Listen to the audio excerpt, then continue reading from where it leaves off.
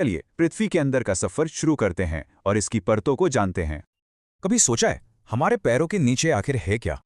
पहले पृथ्वी को सियाल, सीमा और निफे इन 3 रासायनिक परतों में बांटा जाता, पर अब हमारी समझ बेहतर है। क्रस्ट, मैंटल और कोर। तो चलिए शुरू करते हैं। हमारा पहला पड़ाव है क्रस्ट। यह पृथ्वी की सबसे पतली और बाहरी ठोस परत है। पर मजे की बात यह है कि क्रस्ट भी 2 तरह की होती है। देखो, महाद्वीपीय क्रस्ट मोटी पर हल्की होती है और महासागरीय क्रस्ट पतली पर भारी। और ये बनती कैसे हैं? पिघले हुए पदार्थ से। सतह के नीचे मैग्मा और ऊपर लावा। अब क्रस्ट से और नीचे चलते हैं, पृथ्वी की सबसे मोटी परत यानी मैंटल की तरफ। ये परत बहुत ही विशाल है। पृथ्वी का 84% वॉल्यूम तो यही है। ये क्रस्ट के ठीक नीचे से शुरू होकर करीब 2900 किलोमीटर तक फैली है। ये इतना बड़ा है कि इसे भी हम 3 हिस्सों में बांटकर समझेंगे।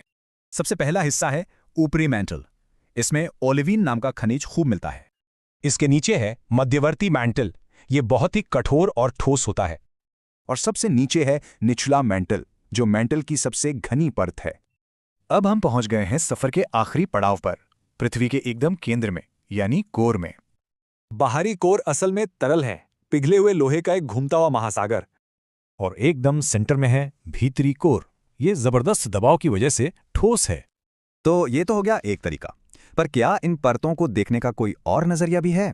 बिल्कुल, हम इन्हें बनावट के अलावा इनके व्यवहार के आधार पर भी देख सकते हैं। एक है रासायनिक तरीका, क्रस्ट, मैंटल, कोर, और दूसरा है यांत्रिक या मैकेनिकल तरीका, जैसे कि लिथोस्फीयर। इसमें क्रस्ट और ऊपरी मेंटल का ठोस हिस्सा दोनों आ जाते हैं। तो ये परतें सिर्फ चित्र नहीं है, यही वो इंजन है जो ज्वालामुखी और भूकंप को ताकत देते हैं।